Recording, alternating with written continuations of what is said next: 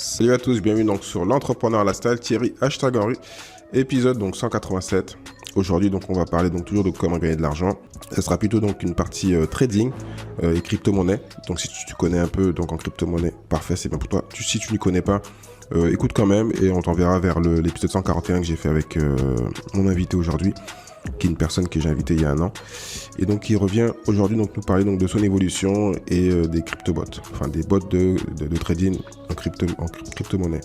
Donc je te dis tout après avoir remercié le sponsor. Coinbase est la plateforme que j'utilise depuis un an pour acheter du Bitcoin. Coinbase est une plateforme de devises numériques en ligne et une plateforme d'échange de crypto-monnaies te permettant d'acheter et de vendre et de stocker des Bitcoins, des Ethereum et de nombreuses autres crypto-monnaies. Tu vas pouvoir gérer ton portefeuille en achetant et vendant des devises numériques et faire ton suivi de manière centralisée. Coinbase te permet d'automatiser tes investissements grâce aux achats récurrents. Que ce soit à la journée, à la semaine ou au mois, tout est possible avec Coinbase. Pour finir, leur application mobile est compatible Android ou iOS. Investir n'a jamais été aussi simple. Donc pour tester, va sur le lien suivant, thierry-du6henry.fr/Coinbase. thierry-du6henry.fr/Coinbase, Coinbase, C-O-I-N-B-A-S-E. De retour donc après avoir remercié le sponsor, aujourd'hui donc j'ai Thibaut Ménanto que j'ai eu donc il y a un an, on est plus 141 comme j'ai dit, un peu plus d'un an plutôt, et donc il va nous parler donc de son évolution, le fait qu'il soit parti étranger, enfin parce que ça marche bien pour lui, et donc d'un logiciel, même s'il donne pas le nom, mais tu iras le contacter si tu veux donc bosser avec lui. Intéressant. Je parlerai aussi d'un autre bot que moi j'ai commencé à utiliser, enfin j'ai commencé, donc j'en parlerai peut-être plus tard. Donc voilà, donc il y en a plein, donc c'est pour ça que je voulais faire un sujet dessus, parce qu'il y a vraiment beaucoup de bots pour faire du trading sur les cryptos, et que c'est je pense quelque chose d'intéressant, parce que donc le marché il est ouvert 24h/24 réellement, comparé à la bourse où les marchés ferment. Là c'est ouvert tout le temps, il y a beaucoup de volatilité. Bien sûr, comme on va le dire dans l'épisode, le but c'est pas de mettre tout ton argent dessus, mais vraiment mettre une toute petite somme que tu es prêt à perdre. Là, tu es sûr que c'est vraiment très risqué, mais au moins, si ça marche, voilà, tu as fait travailler un petit peu ton argent et gagner un petit peu d'argent. Bon, tu vas pas gagner des millions comme on le dit dans l'épisode, mais tu peux mieux faire travailler ton argent que sur les banques classiques dont on n'a pas pu vous développer. Je pense qu'il est comme moi, il est pas fan donc des banques. Voilà. Donc je te dis à tout de suite avec donc Thibaut Ménanto. Salut Thibaut, comment vas-tu? Salut Thierry, écoute, en pleine forme, j'espère que toi aussi.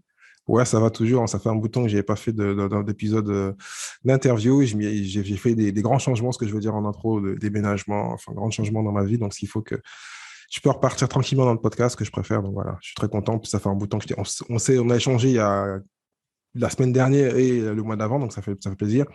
Et puis, on va parler crypto. Voilà. Moi, je me suis remis plus sérieusement. Et toi, tu vas me donner plein de conseils.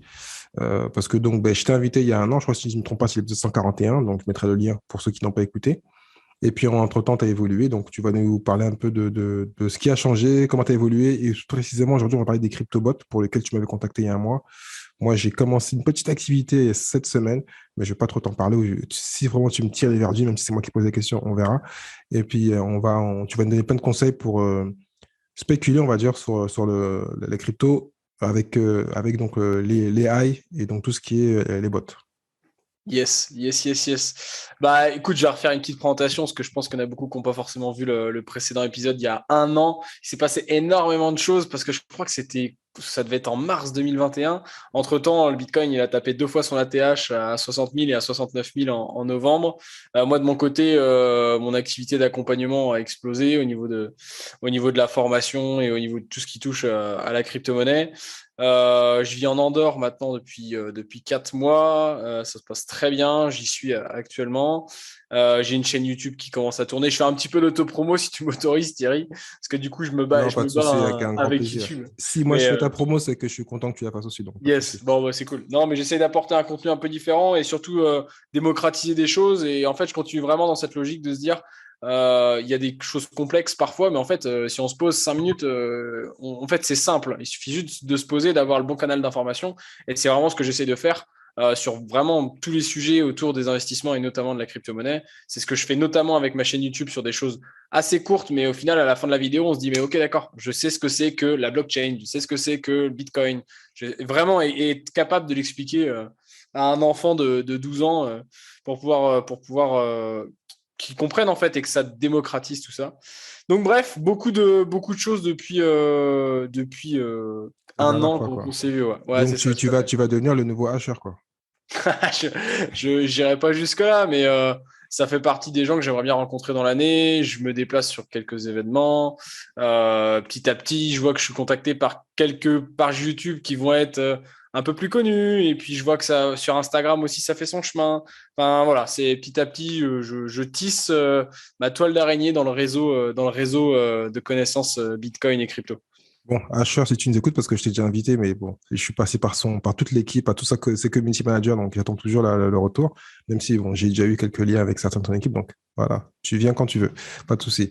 Donc, bon, parlons de toi. Donc, tu as eu une évolution grâce donc, à ce que tu as appris, le coaching, tes investissements. Dernièrement, donc, tu m'as recontacté pour faire de l'investissement avec des bots. J'y pensais parce que je t'ai dit j'avais des changements et que j'avais donc du cash à l'arrivée. Donc, j'ai commencé à faire différents investissements.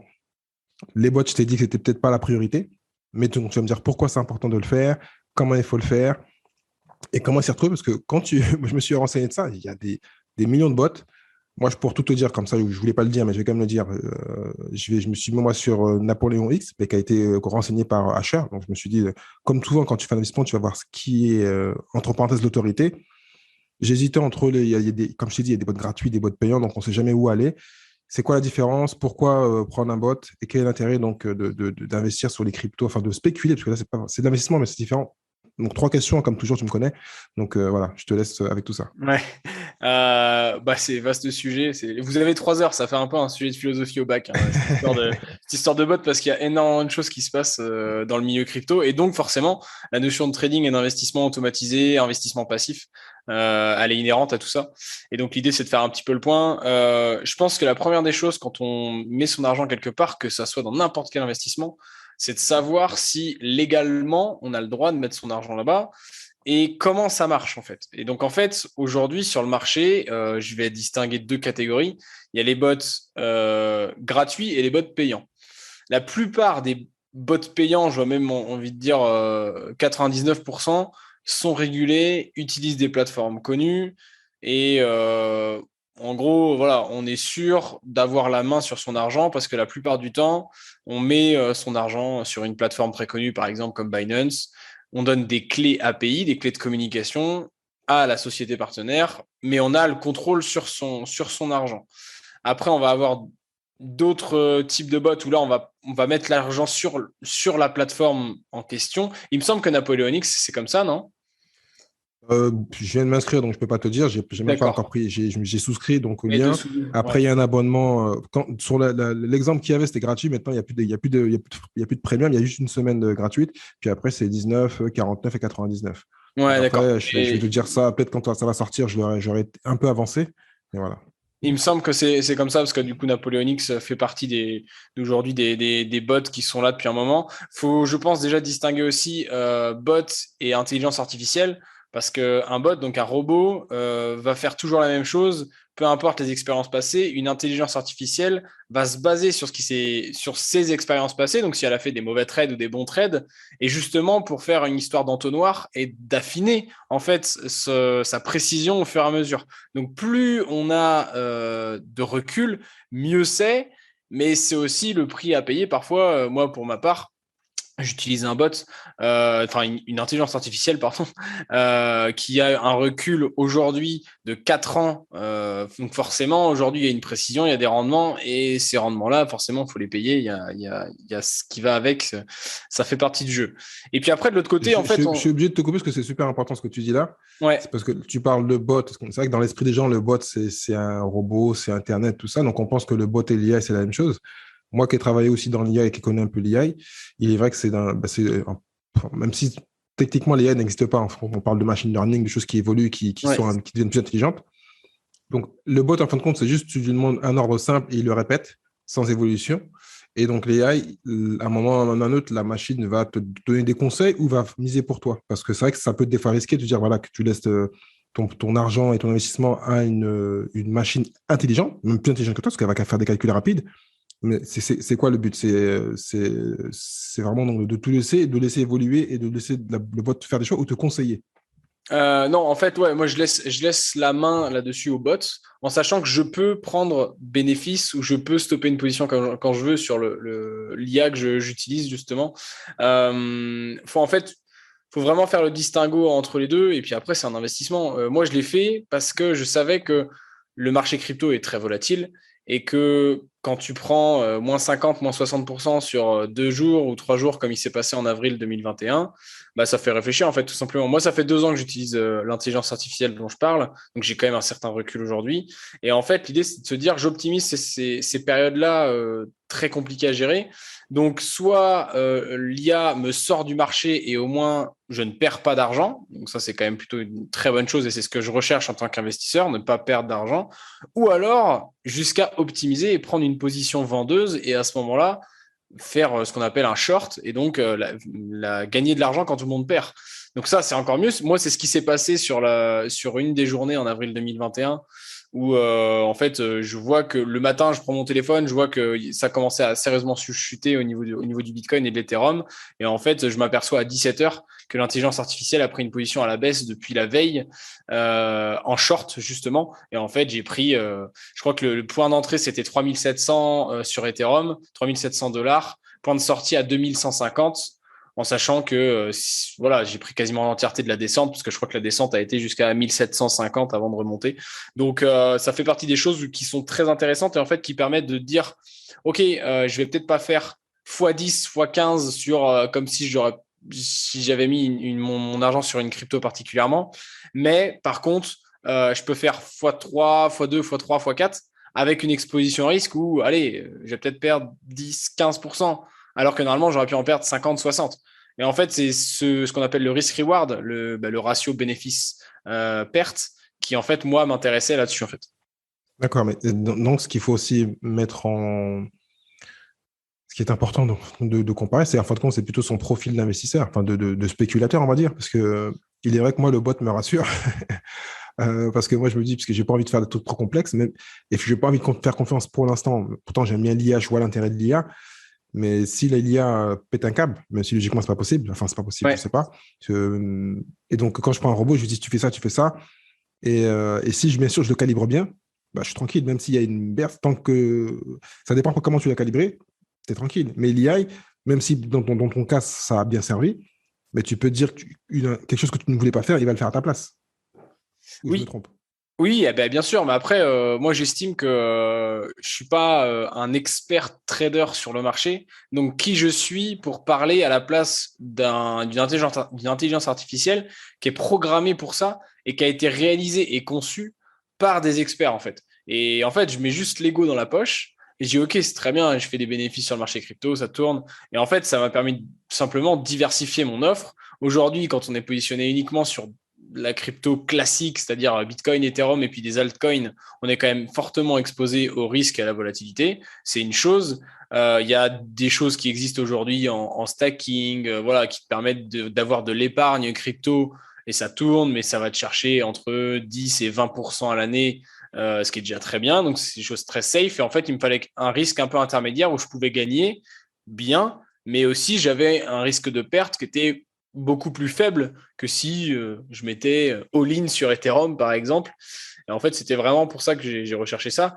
Ça dépend de plein de choses. Et c'est aussi pour ça qu'il faut faire confiance à des entreprises qui sont posées depuis un sacré moment et que l'entreprise, que ça fait 6 mois qu'elle est là, ben, moi, je demande à voir. Je demande à voir. C'est un pari à prendre. Là, les entreprises qui sont actuellement là sur le marché, à la période où on est en avril 2022, c'est des voilà, c'est qu'elles ont passé beaucoup de choses et que même pour se lancer dans ces périodes-là, c'est pas facile, c'est plus difficile de lever des fonds.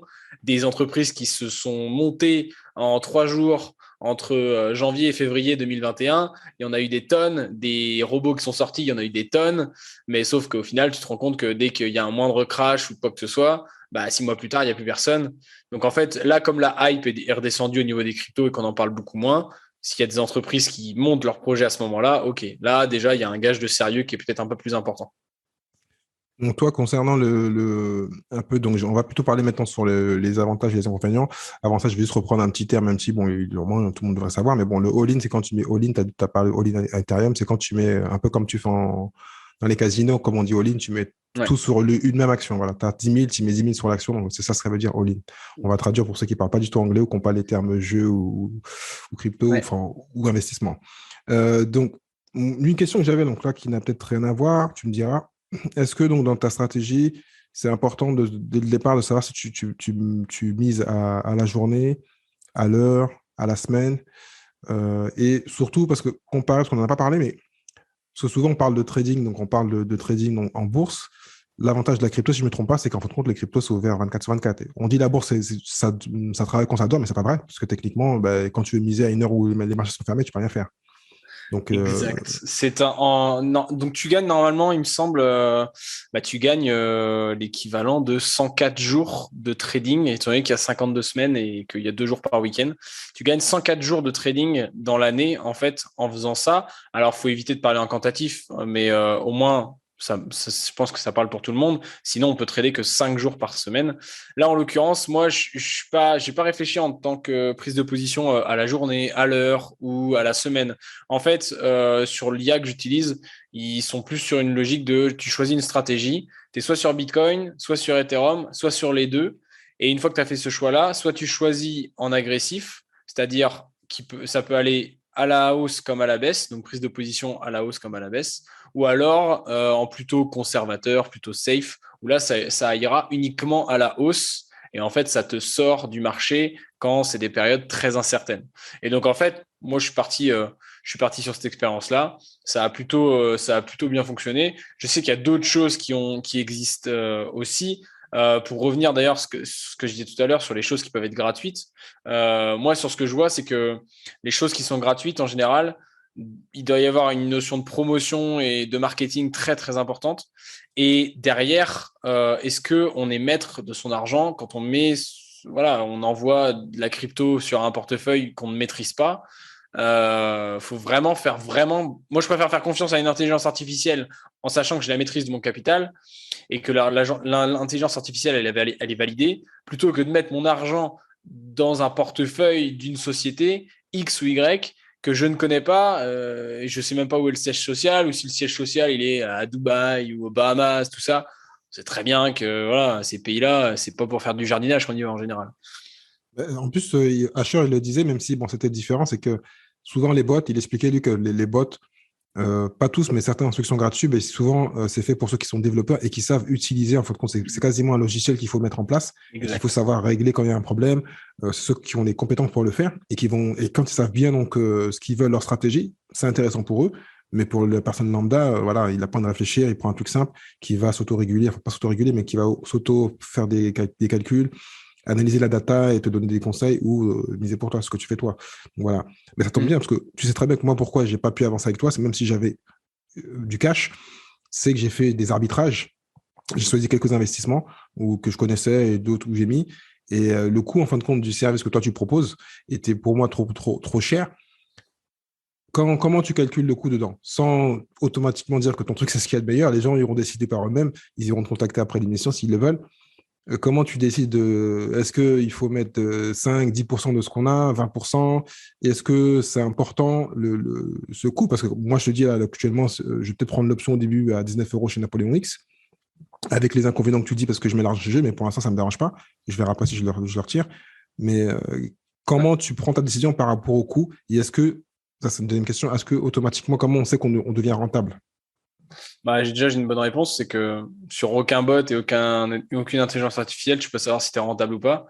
La seule chose que tu peux voir, c'est les résultats passés, mais de toute façon, quelqu'un, c'est les résultats futurs, donc ça, c'est hyper dur. Et il y a une prise de risque là-dessus. Moi, j'ai juste essayé de calquer tout simplement le comportement de ce qu'on appelle la smart money, c'est-à-dire les gros investisseurs, les institutionnels et ainsi de suite. Est-ce que ces gens-là utilisent des intelligences artificielles, des bots gratuits, ou des bots avec un abonnement à 20 euros par mois, choses comme ça. Non, la question, elle se pose même pas. Ces gens-là vont utiliser des services spécialisés institutionnels, en fait. Et moi, Ça c'est tombe pour bien que ça tu tapes le point dessus, c'est qu'eux, techniquement, ceux dont tu parles ont les moyens. Donc après, c'est pour ça que je te pose la question, tu vois ce que je veux dire? exactement. Et Non, oui, bien c'est une sûr. question de moyens. Bien sûr, mais c'est toujours une question de moyens, peu importe où on va, bien évidemment. Un bot qui va te coûter ou qui va être gratuit et qui va te dire tu mets 200 balles et tu avances là-dessus et tu verras, tu peux faire x2, x3 sur ton capital.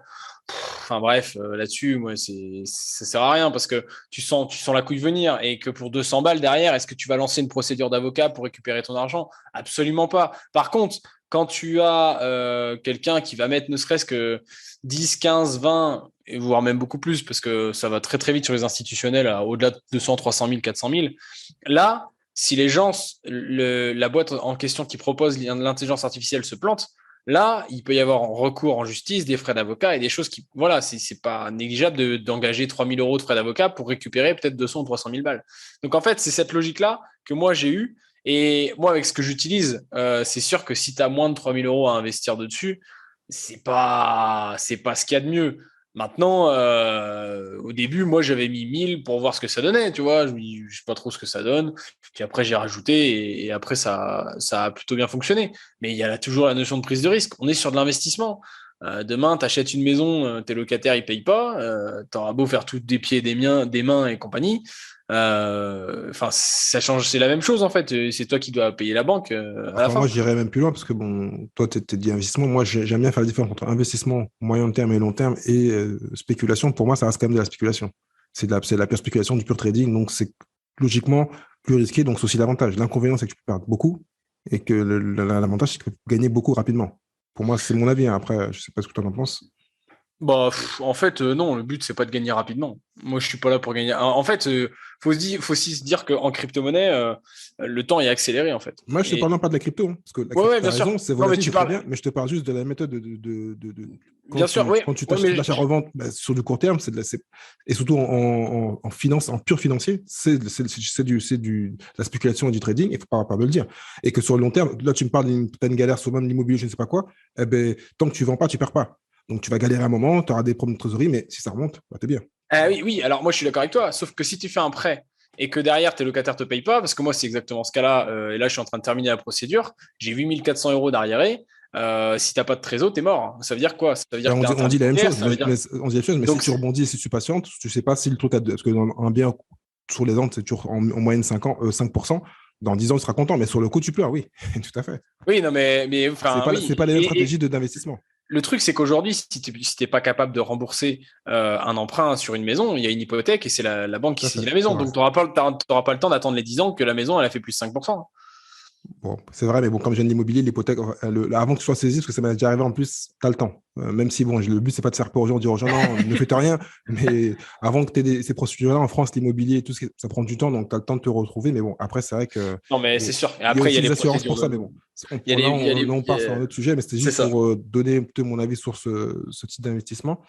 Donc maintenant, on va parler de choses qui vont, je pense, intéresser les gens, même si tu m'as dit que dès le départ, et c'est vrai, tu ne peux pas savoir quand tu mets une somme, à part que c'est mieux quand tu mets beaucoup, mais comment, avec les bots et les cryptos, le trading en crypto, comment tu peux gagner ta vie?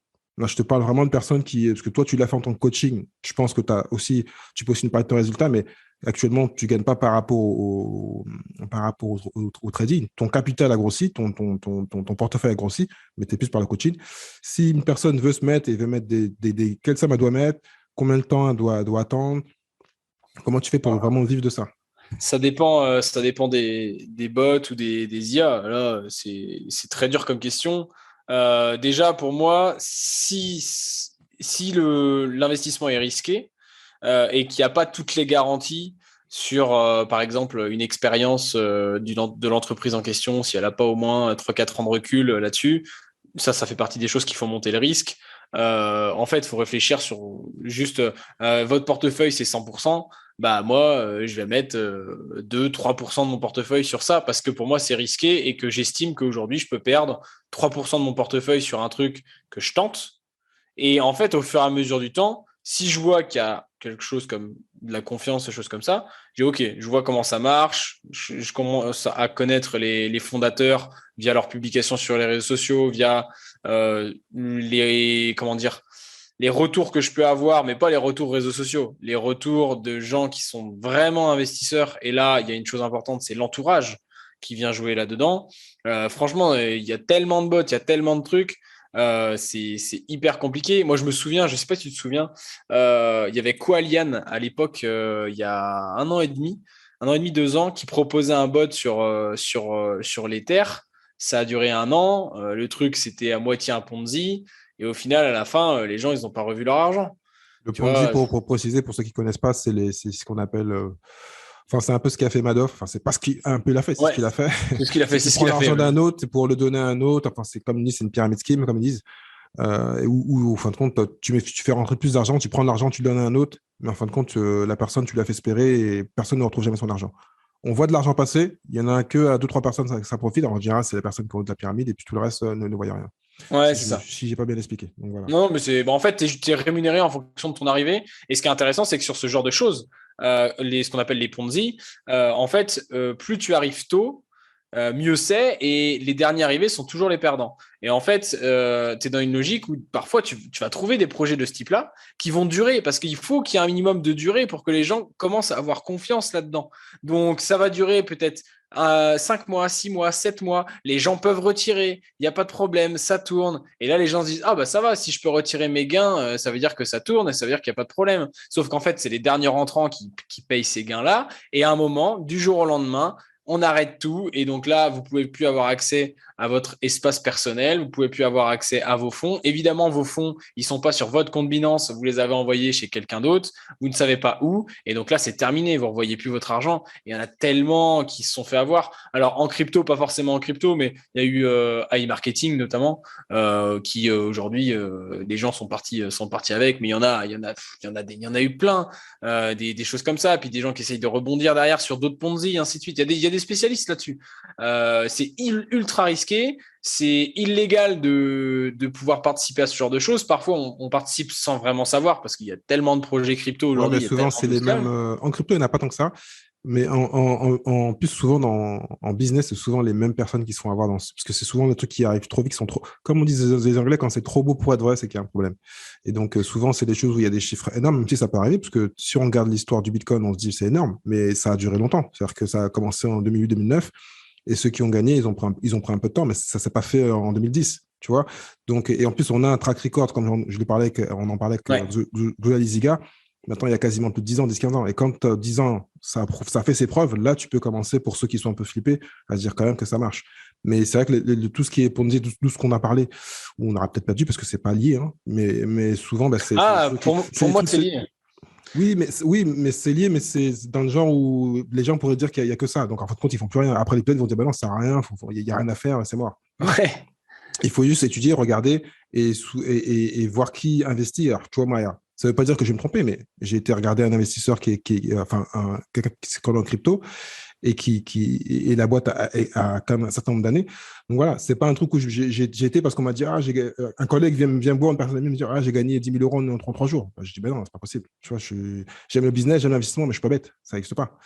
Donc bien voilà, sûr. c'est juste qu'il y a des logiques, mais souvent les personnes qui se font avoir, c'est qu'elles n'ont pas de logique. Soit elles n'aiment pas le travail, soit elles n'aiment pas réfléchir, et elles veulent gagner en mettant 1 euro, 1 million en 3 semaines. C'est pas possible. Voilà, c'est juste de la logique. Mais ça, c'est mon avis. Euh, donc, ouais, tu nous avais un peu expliqué, donc, mais tu n'as pas répondu. Tu as fait plein de détours. Moi, je veux que la personne qui écoute, qui veut te suivre ou qui veut, comment elle fait pour gagner sa vie en faisant donc utilisant donc les crypto-bots. Est-ce que c'est juste Ouais. pour faire de l'argent de côté et prendre 1 000 euros et les transformer en 3 fois, 4 fois, 5 fois, si ça marche bien, bien Ouais. sûr, ou c'est pas un truc qu'on peut vraiment gagner sa vie, ou sinon il faut, comme souvent Non, mais en en fait, finance, avoir beaucoup, beaucoup d'argent pour avoir un gros effet de levier. franchement, déjà, pour moi, investir en crypto pour pouvoir faire des revenus tous les mois, c'est une connerie. Voilà, je le dis, c'est une connerie. Donc, déjà, ça sert à rien. Étant donné que si tu investis en crypto, c'est que tu as un minimum de connaissance de la technologie qu'il y a derrière et que tu sais très bien que tu vas gagner beaucoup sur les 2, 3, 4, 5 prochaines années. Et que si tu n'es pas capable d'attendre ce temps-là, c'est qu'au final, tu t'es pas assez renseigné, tu as un manque de connaissances. Et là, c'est pas un bot qu'il faut, c'est une académie de formation. Tu vois. C'est pas le même truc. Donc déjà, à ce moment-là, déjà là-dessus, c'est important. Après, tu vas avoir un type de bot qui va te faire du rendement un petit peu tous les jours. Et là, why not? Il en existe, ça tourne. Et puis tu vas avoir des bots, enfin des intelligences artificielles comme la mienne, où tu peux ne pas gagner pendant 6 mois. Et par contre, pendant 2 mois, tu peux faire un truc de dingue parce que tu es sur le bon mouvement, tu es sur le bon move et tu es bien placé. Ça, c'est voilà, c'est ça fait partie de différentes stratégies. Moi, je te dis aujourd'hui, moi, sur ce que j'utilise, 3 000 euros, il faut au moins 3 000 balles pour pouvoir mettre l'argent dessus. Je mets 3 000 euros et j'attends. J'ai minimum une vision sur un an. Et au bout d'un an, je fais le point et je vois ce qui se passe, tu vois. Mais gagner sa vie avec un bot, ça sera peut-être plus facile en trading forex qu'en trading crypto. Et honnêtement, si la personne est intelligente, elle sait très bien qu'il y a une part de risque et on ne va pas mettre son revenu mensuel qui nous permet de manger tous les jours sur un bot avec un risque élevé, en fait. C'est comme si tu te dis, alors je fais une extension, hein, mais qui est un petit peu caricaturale, mais tu vas comprendre. Je vais au casino, je viens avec 100 euros.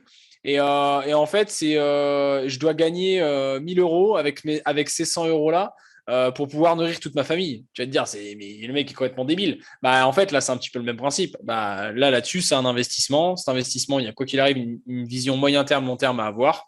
Donc, moyen terme, long terme en crypto, c'est au minimum 6 mois jusqu'à 2-3 ans. Et puis, on attend de voir ce que ça donne. Et après, la bonne surprise, on verra bien ce que ça donne. Tu vois, c'est un petit peu comme quand tu fais une assurance vie, que tu la poses et puis tu attends 3 ans et qu'en fait, tu te rends compte que dans ton panier d'actions assurance vie, bah, tu as des trucs qui ont pété et tu as une bonne nouvelle, quoi. Ouais, dans tous les cas, tu l'as bien dit avant. Donc, ouais, le but, c'est de mettre un tout petit pourcentage donc, de son capital, de ce qu'on a envie d'investir. Et puis, toujours même, avoir l'esprit de dire que voilà, c'est possible qu'on les perde. Donc, voilà, faut avoir une certaine maturité d'investisseur pour pouvoir, et donc pas automatiquement gagner, mais au moins doubler, tripler son argent si tout se passe Bah, bien sur tu quelques vois, mois. Voilà. moi, je sais, C'est déjà mieux que rien, c'est déjà mieux que de laisser à la banque. Voilà. je sais, bah oui, je ne vais pas donner mon point de vue sur les banques ici parce que du coup, ça pourrait créer des tensions, mais on n'est pas là pour ça. Mais en fait, moi, tu vois, je te parle franchement et j'ai toujours ce discours-là avec toutes les personnes que je peux coacher dans cette partie-là. C'est juste que je suis pas là pour dire ce que les gens ils ont envie d'entendre. Je suis pas là pour dire ah mais si tu mets 500 balles, ouais, tu auras peut-être probablement entre 1500 et 2000 euros dans un an, machin. Non, je suis là pour dire ce que les gens ils ont besoin d'entendre. Et ils ont besoin de petites claques derrière la tête qui font jamais trop plaisir au début, mais qui en fait à la fin te font réfléchir et te dire ok d'accord, je vais pas faire n'importe quoi et je vais y aller petit à petit par rapport à ma situation. Ce qui est normal. Mais bon, c'est bien aussi d'être coaché, d'avoir une personne pour en discuter. Donc, tu es là pour ça. Ouais. Question importante dont des fois on oublie. Bon, toi, tu as réglé le problème, tu es parti vivre dans un pays où il y a moins de taxes, ou quasiment pas, si je ne me trompe pas. Il y en a un petit peu, mais Un petit oui. peu. Donc, concernant les taxes, parce que ça, c'est des choses qui peuvent faire flipper. Bien sûr. Donc, souvent, les taxes à la sortie, à la revente. Et là, comme on fait des opérations donc en compte d'achat-revente, le robot fait. Est-ce que c'est compris dans le forfait? C'est un calcul à l'année? Comment tu calcules tout ça? Alors en fait, si tu veux, c'est que ça, c'est très particulier. Déjà, je fais juste un point rapidement sur la fiscalité en France. C'est le grand flou. Et pour avoir des gens de la DGFIP, donc c'est-à-dire la Direction Générale des Finances en France, qui sont clients chez moi, c'est des gens, eux-mêmes ont du mal à bien saisir la loi et bien faire appliquer la loi. Et donc, du coup, il y a des zones de flou, même pour ces gens-là. Donc, déjà, ça, c'est compliqué. En fait, je suis associé avec un cabinet fiscaliste pour justement aider, parce que moi, je ne suis pas spécialiste là-dedans. Donc, en gros, ils raisonnent avec un faisceau d'indices. Ils disent, est-ce que ce que tu gagnes avec la crypto, par exemple, je sais pas, tu gagnes 5 000 euros par mois, ton bot, il te génère 5 000 euros par mois, et toi, tu prends 2 000 euros par mois avec ton travail normal, bah ça, par exemple, c'est quelque chose qui peut te faire passer sous un statut professionnel, et donc là, il faut une entreprise. Ça ne veut pas dire que ça va être moins avantageux, mais il faut simplement juste être bien structuré. Il y en a beaucoup qui le font, et notamment les gens qui sont moins de 25 ans, ils peuvent avoir accès à des choses, des aides qui font qu'au final, ils sont très, très peu imposés sur un statut professionnel dans le trading, par exemple. Ça, les gens ne le savent pas forcément. La base classique aujourd'hui, c'est que si la personne elle prend quelque chose d'automatisé, il y a deux versions. Il y a la version du c'est pas moi qui le fais et je suis capable de prouver que c'est pas moi qui fais ces opérations, mais que c'est un bot parce que je peux donner mes historiques de connexion à la plateforme et vous voyez bien que je suis pas connecté et pourtant mon compte il bouge quand même. Et puis il y a l'autre version qui te dit bah c'est ton compte, t'en es responsable de tout ce qui se passe, peu importe. Et là aujourd'hui, l'administration fiscale c'est pas clair. Tu vois, il y a des avocats fiscalistes qui vont dire la première méthode, d'autres qui vont dire la deuxième méthode. Et donc, en fait, ça change tout parce que si c'est la première méthode, voilà, si tu es capable de prouver que c'est pas toi qui fais ça, bah, au final, tu payes les 30% à la sortie. C'est uniquement si tu reconvertis en euros. Donc, de tes cryptos en euros, tu payes 30% sur les plus-values. Donc, je mets 1000, je fais 1000 euros de plus-value, bah, je vais être imposé sur les 1000 euros de plus-value. Donc, je donne 30% à l'État. Par contre, si tu es professionnel, tu vas être imposable sur toutes les transactions, même crypto. Donc, c'est-à-dire que si tu as fait, je sais pas moi, 900 transactions dans l'année, ça veut dire 3 par jour quasiment, eh ben, il faut déclarer ces 900 en fait. Donc, ça veut dire qu'il faut que tu aies un rapport, il faut que tu aies toutes ces choses-là. Mais de l'autre côté, quand tu es en société, si tu as des pertes, tu peux les reporter sur l'année suivante. Et donc, démarrer l'année en négatif et donc, à la fin de l'année, peut-être ne pas payer d'impôts. Alors qu'en particulier, tu peux pas faire ça. Donc en fait, si tu veux, il faut vraiment se renseigner. Ouais, c'est bien galère, il faut faire du cas par cas, quoi. Là, il faut faire du cas par cas. Et c'est pour ça, c'est pour ça que j'ai choisi de m'entourer de personnes qui sont spécialisées là-dedans. Parce que sinon, c'est une usine à gaz le truc, hein, vraiment. Même, je te dis, même les spécialistes, ils ont du mal encore aujourd'hui en France en 2022. Donc, comment veux-tu qu'un simple particulier qui n'a pas fait 50 droits et qui a peut-être fait des études classiques, bah, il puisse s'y retrouver? Bon, ok. Tu vois? Ben, merci pour toutes ces infos. Je vais te poser les questions en fin de compte que je pose en général à tous mes invités. La dernière fois, je te les ai posées, donc je vais juste les modifier un petit peu. Mais avant ça, je vais quand même te poser une question parce qu'il y avait plein de trucs à dire. Et est-ce qu'il y a des choses que j'ai oublié de te dire, juste qu'il faut oublier de préciser concernant donc, le trading en crypto? Après, c'est des basiques, mais c'est des disclaimers. Faites vos propres recherches et demandez l'avis de professionnels et pas de votre garagiste ou de votre plombier parce que ce sont des spécialistes de mécanique et de plomberie et pas d'investissement financier. Donc, l'entourage va jouer énormément. On fait ses propres recherches, on passe du temps parce que ça demande du temps et on met une somme qu'on est capable de perdre. Puis derrière, on advienne que pourra. Ok, bon, ben cool. Donc, certaines questions, tu les connais, mais je les ai modifiées juste pour le plaisir aujourd'hui. Donc, quel est pour toi le meilleur levier pour devenir investisseur en crypto? Le meilleur levier? Ouais. Pour moi, c'est le DCA, c'est-à-dire Dollar Cost Average. Mhm. Investir une petite somme d'argent toutes les semaines. Tous les lundis matins, je dis n'importe quoi, hein, je mets 20 euros sur une crypto et l'idéal, c'est de le faire toujours la même ou de changer peut-être tous les 6 mois. Et ça, pour moi, juste ça. Hein. Il y a des gens aujourd'hui, beaucoup de gens sont capables de faire ça, mais il y en a beaucoup qui vont se porter les doigts de ne pas l'avoir fait dans 10 ans. Parce qu'aujourd'hui, mettre 20 euros tous les mois sur Bitcoin, je pense qu'il y en a beaucoup qui sont capables de le faire. Et au bout de 1 an, 2 ans, on s'aperçoit on a fait quand même des plus-values intéressantes. Et au bout de 10 ans, ça peut être gigantesque. 21 millions de Bitcoin, 6 milliards de personnes sur Terre. Juste ce chiffre-là et ce ratio-là, ça doit te faire tilter les gens. Et voilà, pour moi, ça, c'est la meilleure méthode. Ben, moi, j'en parle souvent, et puis moi, c'est ce que je fais. Et ce qui est cool, c'est surtout quand tu l'as automatisé, parce que souvent, Ouais. il y a des plateformes qui te le permettent, d'autres ne te permettent pas. Mais bah, si tu l'automatises, tu n'y penses même plus, c'est fait, quoi. Après, il Ouais. peut y avoir une erreur si malheureusement sur le compte, tu n'avais pas d'argent au moment précis. Mais bon, bah, tu le verras et tu vas racheter toi-même l'argent. Mais si tu fais bien les choses et tu sais gérer tes comptes, bah, tu mets 20 euros, voilà, je pense qu'on les a tous. Et en plus, si tu le mets à la bonne date, où tu es payé, où tu as de l'argent qui va rentrer, bon, il n'y aura pas d'erreur. Donc, c'est Ouais, assez c'est ça. simple. Et comme on dit, ça revient à la phrase qu'on dit souvent dans les livres d'investissement, se payer en premier. Oui. Que ce soit, j'ai oublié le livre, L'homme le plus riche de Babylone et plein d'autres livres, Robert Kiyosaki, Père voilà, riche, père pauvre. il faut se payer en premier. Et quand tu fais ça, même si ça paraît pathétique, vaut mieux 20 euros dans ta poche que 20 euros aux C'est impôts ou ailleurs. ouais, Voilà. c'est Robert Kiyosaki, un Père riche, père pauvre pour le livre. Ouais. Mais c'est loin d'être pathétique parce que c'est la base de tout en fait. C'est juste que tes plaisirs doivent arriver en dernier sur la liste de ce que tu dois faire si tu veux vraiment t'assurer une liberté financière ou du moins un confort financier dans les prochaines années. Sauf que les gens, ils voient pas plus loin que leur bout de leur nez et ils ont tendance à consommer et en plus on les pousse à consommer. Donc forcément, ça facilite pas la chose. Tout à fait. Autre question, quel est le livre que tu conseillerais à tout investisseur en crypto ou en Bitcoin s'il y a un livre précisément dans ce domaine-là ou tu peux faire un livre spécialement finance? Pour moi, le fondamental, c'est Père riche, Père pauvre de Robert Kiyosaki. Et après, il y a Bitcoin de David Saintonge pour comprendre la crypto, en fait, et qui est très, très bien fait. Moi, je l'ai lu en ayant déjà quelques connaissances, mais en me disant, je vais rien apprendre. J'ai appris des choses. Il y en a pour tous les goûts.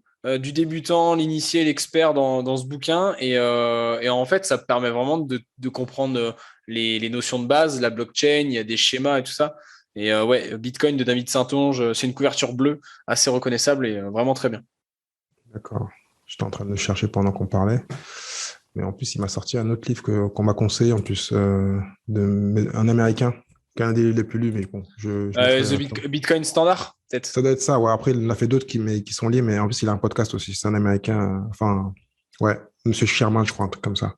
Ouais, mais c'est juste que là, je te donne quelque chose qui est en français. En français, ouais. Très bien, pour une fois qu'on a un truc français. Bah ouais, parce que c'est plus facile. Ouais, c'est tout sur Bitcoin, exactement. C'est tout sur Bitcoin, David Saintonge. Ok, tout sur Bitcoin. Parfait. Et mais je crois en fin de compte que je t'ai tout posé. Hein. Je regarde ma dernière question que j'avais. Non, je t'ai tout posé parce qu'après, je t'ai posé une autre question. Allez, si, je vais quand même me comparer avec... Je vais te piéger. Je t'ai posé 5 questions la dernière fois. Et ceux qui sont curieux, ils vont finir d'écouter cet épisode-là. Et ils vont voir si tu as répondu la même question la dernière fois. Quelle est la compétence que tu rêves d'avoir? Tu sais que je crois que je me souviens de ma réponse en plus. Ah, sérieux? Je te jure, parce qu'en fait, avec tous les chambardements qu'il y a eu dans ma vie sur la dernière année, c'était ma capacité à... mes actions, si j'ai un portefeuille au-delà des 500, 600 000, et qu'est-ce que je fais si j'ai le million, c'est cette capacité à avoir les bonnes actions au bon moment. Par rapport à mon portefeuille. Je crois que c'était quelque chose comme ça que j'avais dû répondre. Savoir gérer les émotions. Exactement. Et c'est toujours le cas. Mais je vois que j'ai énormément progressé. Déjà, je côtoie pas les mêmes personnes parce que volontairement, j'ai fait le tri et je me rapproche des personnes qui ont la vie que je veux et qui ont les investissements que je veux. Et puis après, c'est la part de la notion de risque, la notion de prise de risque aussi, où je suis beaucoup plus safe. Et comme par hasard, je gagne plus aussi en étant plus safe. C'est peut-être un peu bizarre à comprendre. Mais et puis, je fais les choses juste intelligemment et j'applique le plan. J'applique le plan tout le temps. Voilà. Donc, ben parfait. Ceux qui ont un doute iront écouter l'autre épisode à la fin et commenteront s'il y a une différence. Donc, Thibaut, grand merci. Je mettrai les liens donc, pour te joindre. Et puis, ben, je te dis à bientôt. Bah, écoute, avec très grand plaisir, Thierry. À bientôt. Ciao. Salut. Merci à toi d'avoir écouté cet épisode de l'Entrepreneur en Stage jusqu'à la fin. Si tu as aimé et que tu penses que cela peut aider ou intéresser quelqu'un que tu connais, donc partage cet épisode, like-le, commente-le et bien sûr mets note numéro 5 s'il te plaît. Donc cela va m'aider à continuer à pouvoir monter dans les classements de toutes les bonnes plateformes de podcast, hein, iTunes, Spotify, enfin tu les connais. Si tu souhaites donc recevoir les épisodes directement dans ta boîte email, envoie-moi un email à contact@thierry-6.fr, contact@thierry-6.fr. Je te dis au prochain épisode. Ciao ciao.